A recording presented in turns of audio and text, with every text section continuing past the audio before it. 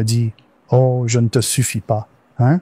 Alors je vais à la mosquée et je dis, « Ma femme veut rencontrer d'autres musulmans. » Famille, ça c'est la dernière partie de la vidéo. Il y a 4 parties.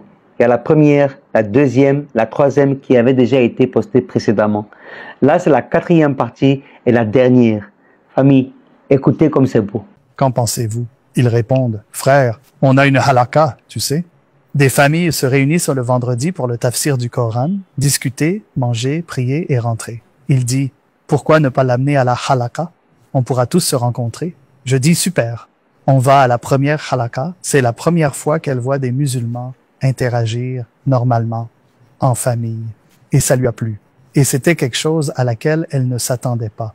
Elle, je sais pas ce qu'elle attendait, mais c'était positif pour elle. On va à 1 ou 2 halakas de suite, et la fois d'après, elle dit, « Je peux prier avec vous cette fois? » Je me dis, « D'accord. Tu veux être...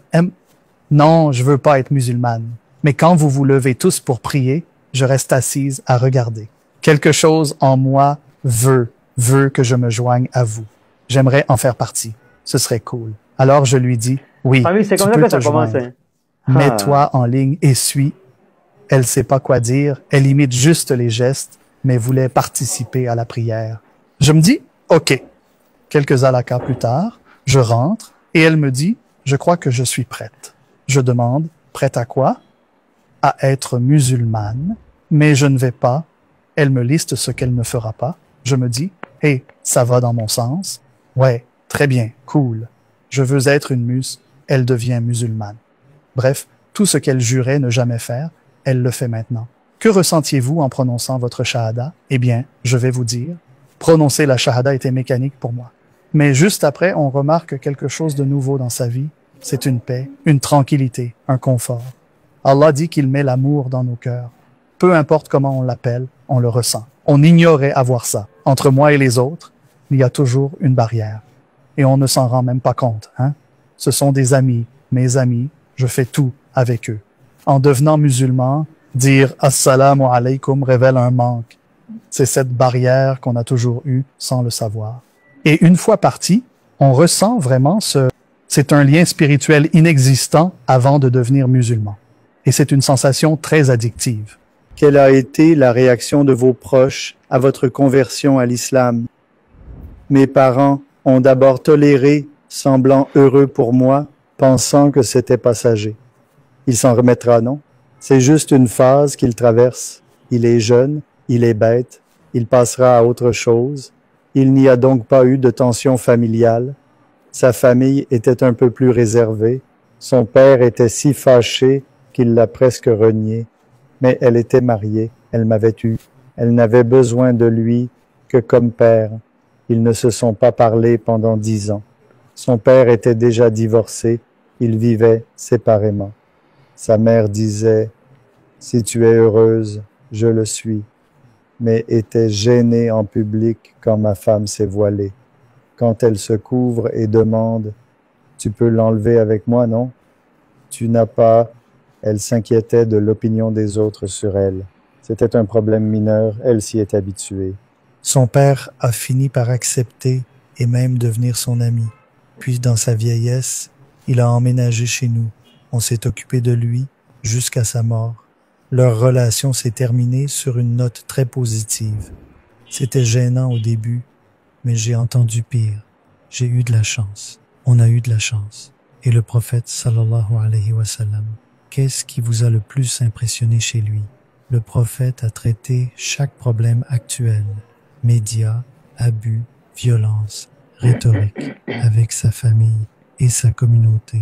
On a des super-héros dans la tradition américaine, non? Tous les super-héros imaginables. On a des super-héros car les gens voient les limites des autres, non? Et aucun d'entre nous n'a ces qualités de super-héros. Si on pouvait tout arranger, un super-héros interviendrait pour tout régler. Quand on pense qu'un homme dans le désert a reçu une révélation en temps d'ignorance et de violence extrême et que ça a résonné dans le monde entier si vite, ce super-héros qui a effectué le changement par lui-même, ses compagnons et ses adeptes, est plus inspirant qu'un personnage fictif.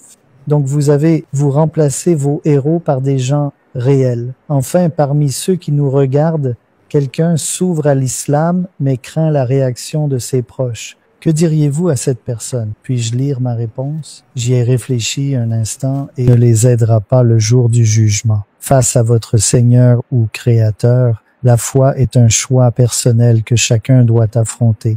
Il faut se demander, pourquoi suis-je là? Où vais-je? Que dois-je faire?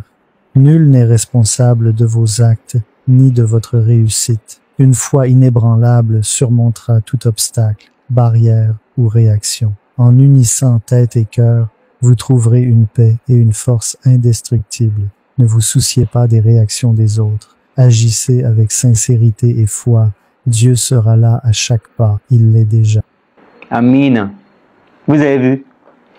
Tout ça là même, c'est pour vous dire que il y a des préjugés, il y a des gens qui disent ceci, cela. On vous dit lisez. Lui-même qui est en haut là-bas, là, lui-même qu'on respecte, qu'on adore, qu'on aime là, il dit lisez. Vous ne voulez pas lire. Vous entendez ce que les gens disent à gauche, vous entendez ce que les gens disent à droite. Vous ne lisez pas. Le seul moyen de... Nous, on a lu pour vous. Lisez pour nous. Vous avez peur. Pourquoi? Lisez. Nénissant, ce que vous allez voir et puis comprendre et puis trouver là, vous allez dire même, depuis là, qu'est-ce que j'ai fait et puis je n'ai pas lu. On vous dit lisez. Vous ne voulez pas. Vous êtes têtus. Mais ce que on va laisser ça. Vous êtes né, vous êtes responsable de vous-même. Vos péchés, vous allez les payer vous-même. Quoi que vous fassiez, vous allez monter, vous allez descendre. Vous êtes responsable de ce que vous faites. Personne ne prendra pour vous pour aller. Même pas Dieu qui est en haut, il nous a mis sur terre ici, là. Il nous a laissé le libre arbitre, le choix de faire ou de ne pas faire. Donc c'est à vous de décider. Lui, là, il ne va pas prendre pour vous vos péchés. Est-ce que vous avez compris? Lisez, famille. On doit tout vous dire. Que la paix soit sur vous. Bonne journée.